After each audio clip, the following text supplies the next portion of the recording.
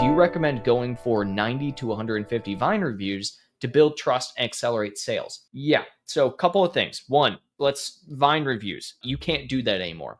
You can't get multiple Vine reviews. Amazon took that ability away in May, I think, this year. You can only get a max of 30 Vine reviews on a parentage or any one product. So let's start there. Now, sales potential. One thing I didn't hear you say or mention that you looked into when you're looking at it and manufacturing the product, verify to make sure they don't have any kind of patent on the product. That's a very important aspect. Now, also know that just because they have 50 million views and they have a lot of, identity, people are probably going to look up their brand, right? And it could be that they have that and it seems viral, only viral for a time being. At the end of the day, I'm not a big fan of viral products because by the time something is viral and by the time you see it, it is already on the way out. Fidget spinners is a great example. I knew a guy who went all in on fidget spinners, bought $50,000 worth of stock, and then within like 3 weeks of doing all that, nothing. There's like hardly any search volume anymore. The market was just encapsulated with it. You're not the only person who's had this idea at the end of the day.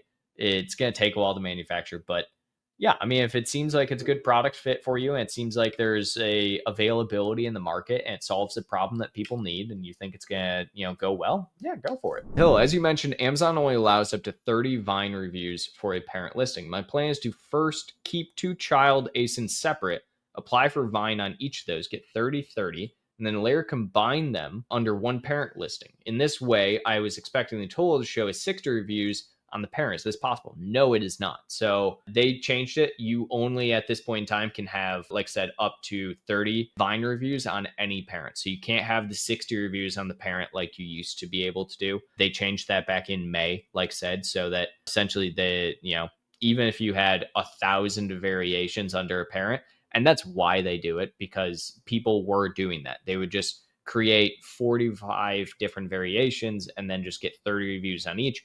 And immediately it looks like their product is just like stellar when it's not. So is the Vine variation hack dead? I'm seeing mixed things because some people are keeping their Vine reviews from both merged listings. Yeah, it's dead.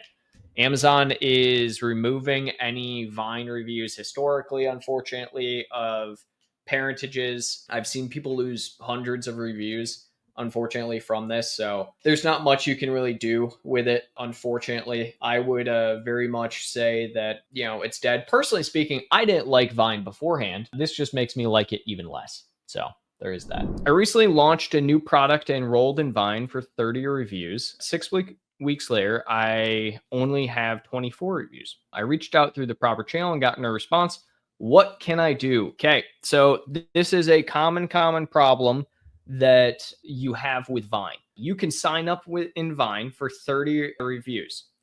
That does not mean that people are going to instantly review your product or that they even have to review your product. You are signing up for up to 30 reviews. And that's a very important distinction, is up to 30 reviews. It is not you get 30 reviews, it is up to 30 reviews. You send it to 30 different people. Now, they are supposed to review. And people who don't review often end up getting kicked off the Vine platform. But that doesn't necessarily mean that you will get all 30 of those right away or within a timely fashion. Case in point, 6 weeks later, what can you do?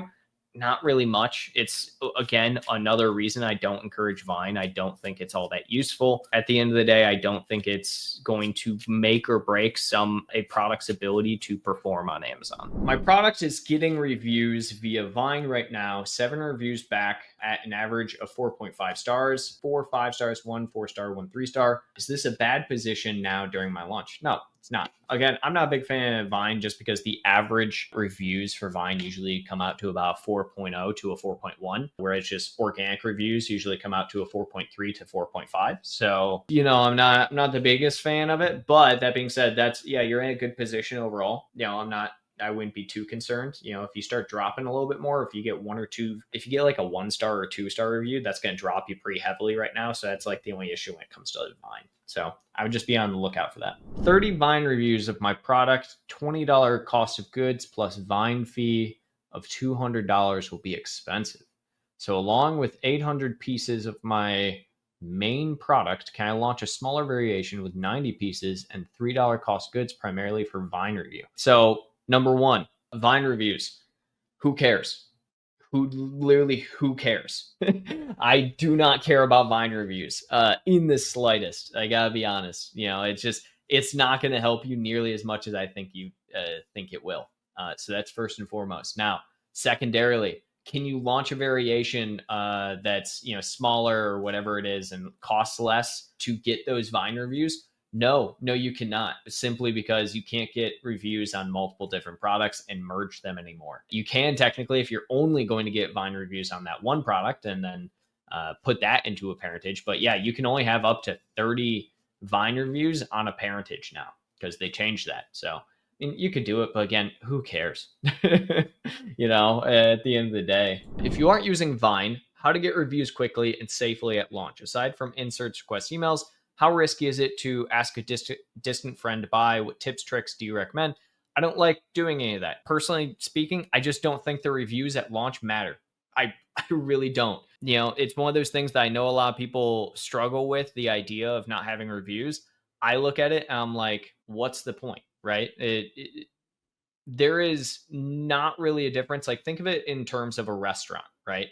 Like a new restaurant launch of some kind.